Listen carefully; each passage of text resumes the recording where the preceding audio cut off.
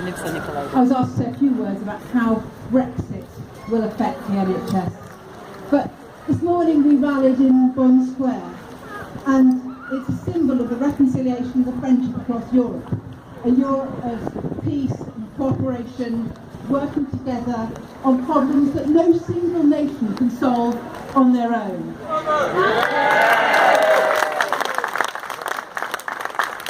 And I'm a proud European, and I think we should still be aiming to do all of those things. The NHS is in a mess. I think you probably all know that. We're starved of funds, undergoing yet another reorganisation, and prey for privatising carpetbaggers on every side. But one of our most acute problems is lack of staff. There is a 6% shortfall in the number of doctors and nurses and midwives nationally across the UK, according to the King's Fund report. And here in Oxford, 11% of our staff are EU nationals. And with their help, we keep our service afloat, but only just. These staff currently have no security and no guarantees about their future right to work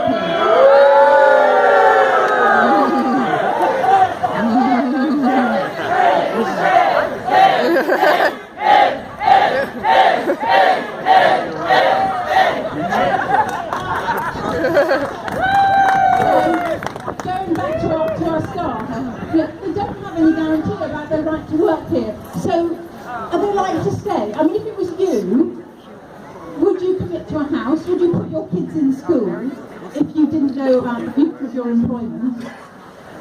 I think not. And when they leave, will more come? It's very, very uncertain.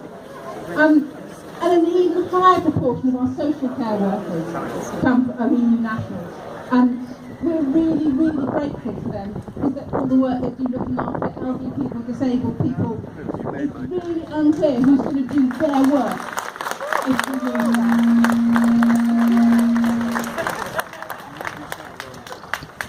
And the free movement of workers across Europe and mutual recognition of qualifications has been a lifeline to this country. And we failed to train enough. And it takes years and years and years to train these professionals. If we lose the ones we have from Europe now, the problem is here and now, and we don't have a solution apart from keeping them. Now, there's also a question about workers' rights. And you might not think of doctors as workers, but we are really. And for all our safety, there are limits at how many hours clinical staff can work. When I was a junior doctor, I used to work 100-hour weeks fairly often, occasionally 120-hour weeks, and honestly, I'm glad you're all still here, because I don't think I was very safe. Would you have wanted to be looked after by a doctor who works such ridiculous hours? The main reason we don't now is the European Working Time Directive, which limits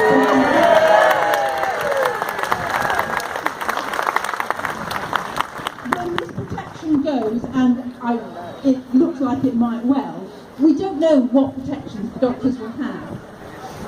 And if those doctors are protected, they've got options. There are other places where it may be better to work, where they don't have to work ridiculous hours. And they're already going, and we're going to lose more. We'll not only lose our EU doctors, we'll lose our British doctors too. We just can't afford that. I was going to say a little bit about European collaboration in science and medical research, and I think previous speakers have said that. But I just want to think of, in this, it really isn't just about money, though this university gets about 13% of its, all of its research funding from the EU. But it's actually about how science works and how we work things out. We do it collaboratively in groups. If you go on South Cox Road, the lab's there. They're polyglot. There's all these languages. Actually, all the other Europeans speak English, but there's lots and lots of stuff going on. And it's this really, really fertile and productive scientific arena. The problem is that that that research money is already drying up, and collaborations are breaking down because it's really unclear about whether our European scientists, that our collaborators in this country are going to get the funding. So they're suddenly being not welcome to join in. I mean, it's already, even though we don't know what's going to happen, been really destructive to our science community. But back to the NHS, and the biggest threat of Brexit to the NHS, I think, and to all of us who depend on it, is an economic one. Because the British economy is currently fairly flat on its back, and we can't afford the years of uncertainty that this vote has ushered in.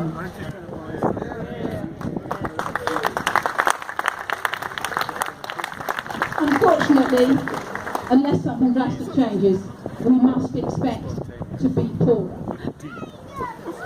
The low pound will mean the medicines and the equipment that we import will be more expensive. And our GDP is going to shrink.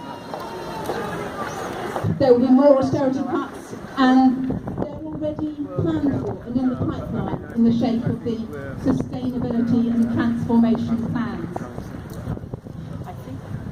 The NHS really isn't coming, and unfortunately Brexit is making it worse, and we need to stop it in some way.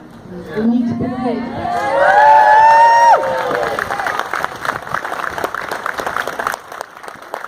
We need to stop, we need to think again, and in the first instance, to keep the NHS working, we need a very clear statement of commitment and of freedom of movement and mutual recognition of qualifications and guarantees of health workers' rights to keep our workers here where we need them.